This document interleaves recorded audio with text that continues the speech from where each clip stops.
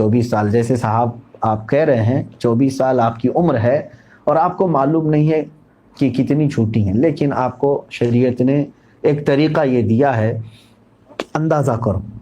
हो सकता है तुम पर नमाजें फ़र्ज़ किस उम्र से हुई, मिसाल के तौर पर 12 साल से, सब पर होती नहीं है, जब बालिग हुआ उस वक्त से नमाजें फ़र्ज़ हुई।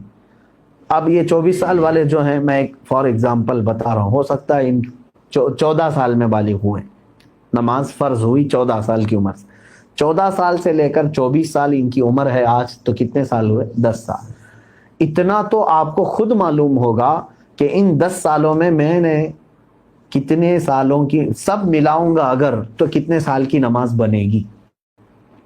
हो सकता है आधा कर लो, और उसमें भी सारी नमाजें एक तरह की नहीं है।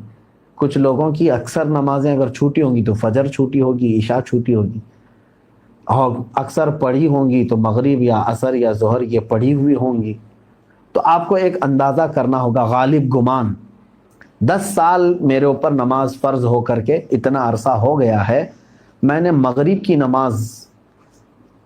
नमाज इसमें से 8 साल तो पक्का पढ़ा ही हूँ।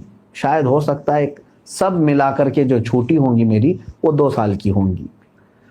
असर की नमाज और ज़ोहर की नमाज मेरे ख़्याल से मैंने 6 साल तो पढ़ाई हूँ, यानी पूरी मिलाऊंगा पूरी नमाजें तो वो 6 साल की बन सकती हैं।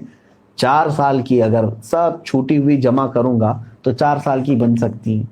तो हुआ ये कि मगरिब की छूटी हुई कितनी हुई? 2 साल की। ज़ोहर असर की छूटी हुई 4 साल की हो गई, 6 साल पढ़ा होगा और 4 साल छूटी होंगी। अब आता है इशा का नंबर और फजर का नंबर, तो आप ये सोच लो कि ये 10 सालों के अंदर हो सकता है 1 साल पूरी नमाजें मिला करके मैंने फजर पढ़ी होंगी, 9 साल तो मेरी फजर बाकी होगी, और इशा को आधा कर लो। तो हर नमाज को आपको एक गालिब गुमान बनाना पड़ेगा। अच्छा है कि आपने 24 साल की उम्र में सवाल किया है। अब 60 साल की उम्र में मुझसे सवाल होता तो मैं उसी अंदाज से बताता।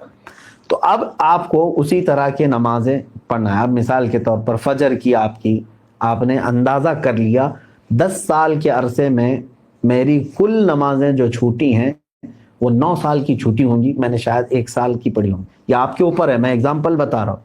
तो अब आओ उसकी शुरुआत करने के लिए क़ज़ा नमाजों की। अब फजर को पहले कंप्लीट करना चाहें उसको कर सकते हैं, एक एक नमाज को भी पकड़ करके करना चाहें तो कर सकते हैं।